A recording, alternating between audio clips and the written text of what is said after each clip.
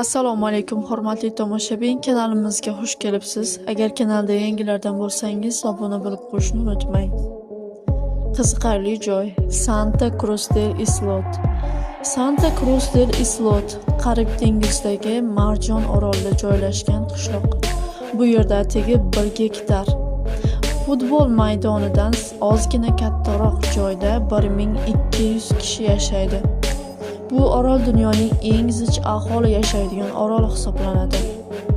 Mahalliy aholining aytishicha, ular o'z qishlog'ini yaxshi ko'radi va bu yerda yer yuzidagi jannatda yashayotgani haqida faxr bilan gapirishadi. Uy eshiklarida qulf yo'q, chunki bu yerda begonalar yo'q. Hammasi umumiy, baribir qochib qutulib bo'lmaydi. Bolalarni ham, uy-joy ishlarini ham birgalikda hal qilishadi. Kechqurun barchasi birga televizor tomosha qilishadi. Soat 5 dan 10 gacha elektr beriladi. Bu yerda bir maktab va 2 kichik do'kon bor.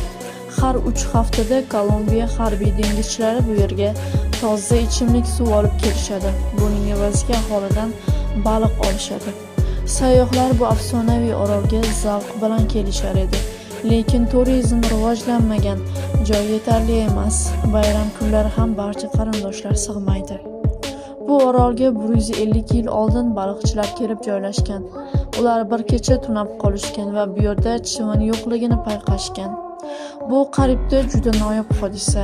Iliq ob-havo, yangi dengiz mahsulotlari hech kim bezovta qilmaydi. Yana nima kerak baxt uchun? Shu kundan beri ular shu yerda yashab kelishmoqda.